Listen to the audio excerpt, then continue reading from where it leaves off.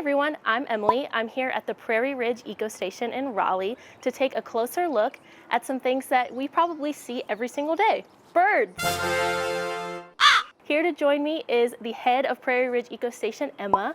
Emma, thank you so much for having me. Yeah, I'm glad you're here today. I am also glad I'm here, and I cannot wait to check out a whole bunch of different kinds of birds. I am so excited. I am excited too. Let's go. Let's go.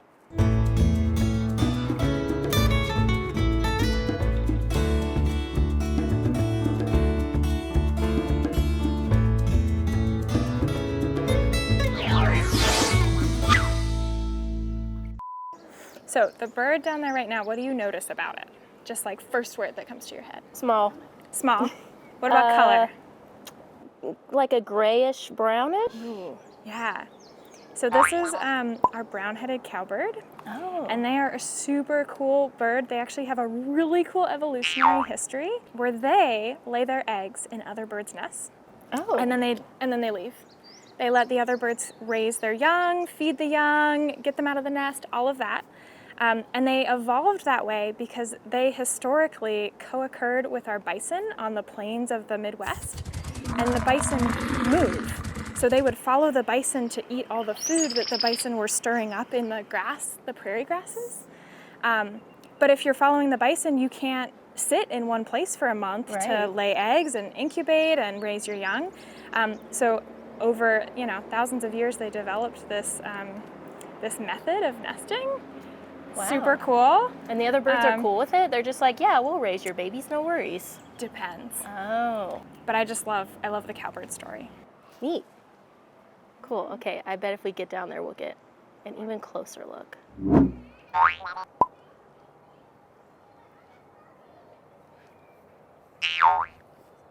So that bird has a black beak and a black body and some sort of like white stripe. Are you seeing this? I am. What is that? So that is our red-winged blackbird. So normally that little white patch on the wing would be a little redder. This friend is a little on the dull side today. Typically we find these birds more, do you see this flock flying over? Beautiful. Don't mind me, I just get distracted by birds all the time. So our friend over here is a red-winged blackbird. They tend to be closer to water typically. Oh. So sometimes we find these guys over near our pond. They'll nest in cattails. So we might see some over there later as well. Hopefully, oh. Yes, like a orangey red. Yeah. Beautiful. So these are our house finches. They are really common. A lot of folks, if you put up a wreath for Christmas and leave it on your door, come springtime, you might find a nest hidden somewhere in a wreath. It's probably these guys. They're having a lunch al fresco. Every once in a while in the winter, we'll come out here and there will be 10, 20, 25 cardinals in and amongst the vegetation here. It's really stunning. I can see why it's our state bird. Emma, I'm noticing these structures behind us. What are they? Yeah, so these are our purple martin gourds. A gourd. Yeah. Yeah, they do. It makes sense. So purple martins are one of our largest swallows, actually. And they have this long, interesting history where, hundreds of years ago, they would nest in actual gourds that indigenous communities would hang for them. And over time, they've kind of begun to rely on us providing these spaces for them.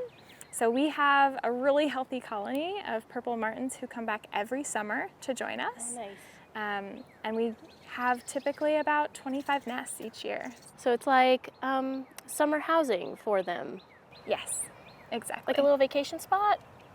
A little vacation spot where you have all your babies and raise all your babies and then get them out of your house and then go home.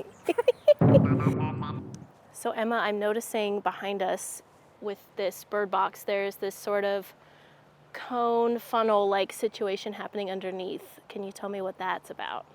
So we call those predator guards. Oh. So we are providing habitat for birds to build their nests and raise their young, but there are a lot of things out there that might come to realize that this box means free food. right? So we put these predator guards on to keep mostly the snakes out. So our rat snakes love to eat bird eggs, and they will climb the poles, and they can actually wrap their bodies around the poles and go into the box. So our predator guard is to keep them out. So snakes, could be other things too, could be squirrels, small mammals. Mostly here it's snakes. Normally when I come to a nest box, I start by knocking on the side. It's the polite thing to do. It's the polite thing to do. If I was a female bird and I was sitting on my eggs incubating them, it's nice to get some warning that we're about to have visitors, right? So I knock on the side, I wait, and then we have these nails that I can pull out so that this door opens. Now this is kind of a special situation. Yeah. So what do you notice? Okay, so I'm seeing a layer, moss, and then just above that, like a hard line between that and then a bunch of pine needles. Yeah. So one of the really cool things about birds is that you can tell what type of bird made a nest based on what material they used. Neat. So down here at the bottom where we have this beautiful dense moss layer, this is a chickadee. So a chickadee had a nest in here.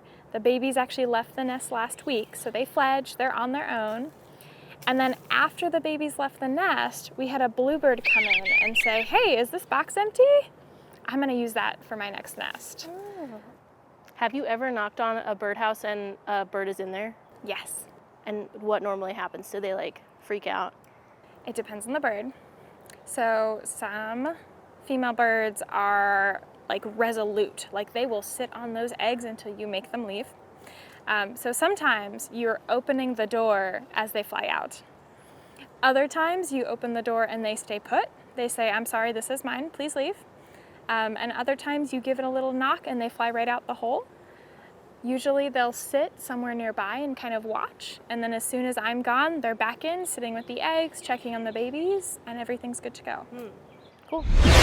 So this is Rat Snake Junction. Rat Snake Junction. Rat Snake Junction. Oh. So we very often find one of our black rat snakes here. So if you look in that pipe, that's often a good spot, or sometimes they're in the trees. Do you see anything? I think in the pipe I see a little head. So when we find a snake in the wild, generally you want to be respectful of it. So give it some space. Give it enough space that if it decides to move, it has options. You don't want to corner a snake. Our rat snakes are non-venomous, so if something were to happen and you were to get bit, there's no venom involved, which is awesome. But generally, be respectful. Look at it from a distance. Enjoy, admire from a distance. And then just keep walking to give them that space.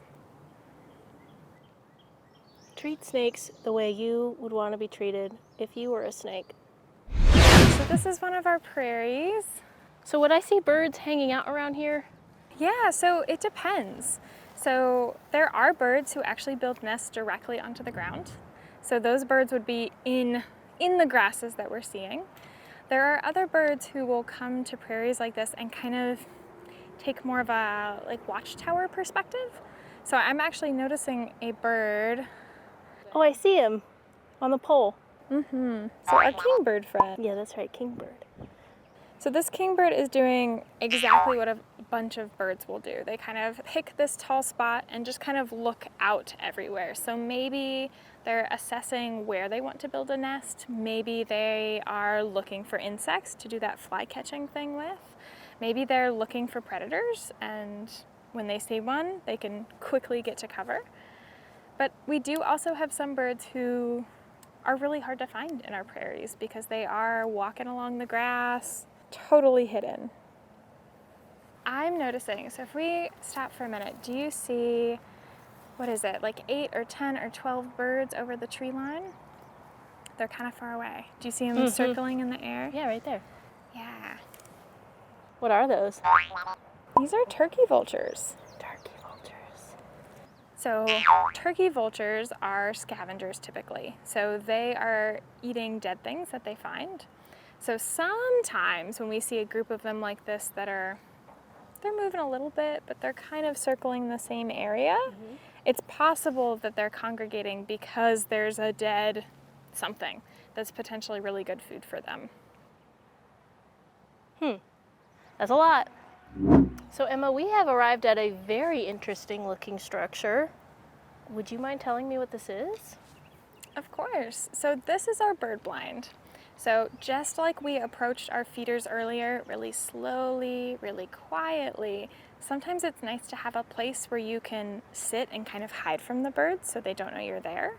So our bird blind is actually a place where folks can come. They can go inside, there's some seating, and there's a whole row of windows. Cool. Can we take a look inside and see what we've got working with? Absolutely. Oh, let's go. Yeah.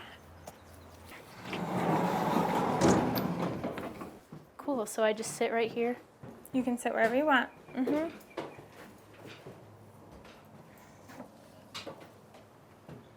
And we can actually open these. And so now we have an unobstructed view.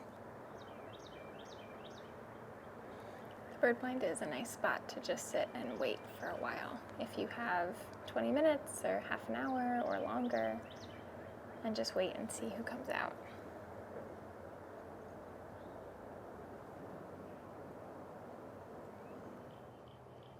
I hear the frogs.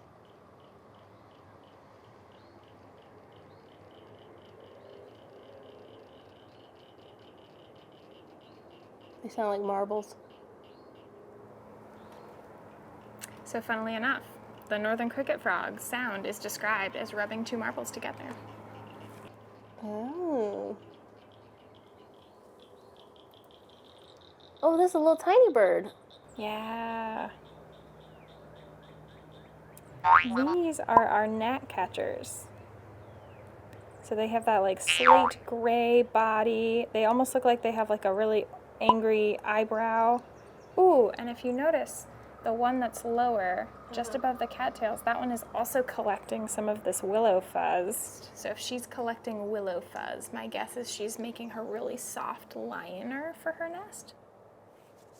Oh, this has been so awesome.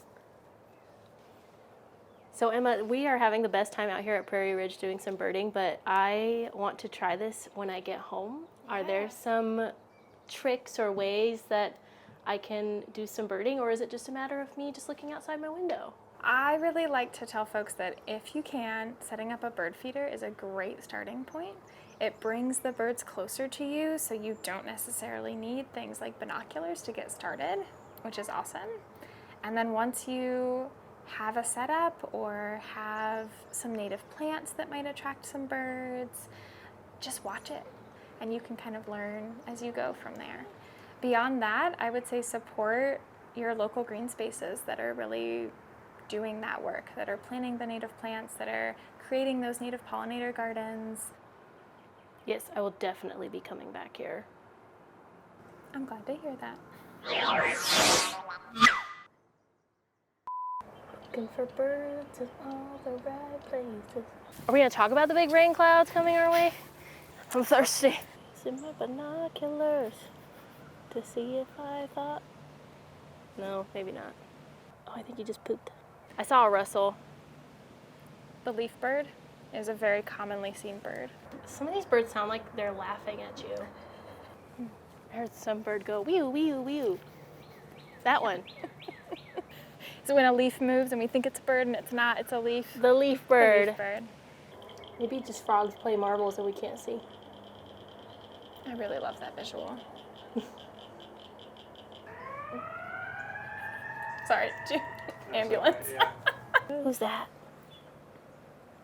So that's one we've already seen. So I'll challenge you. Oh no.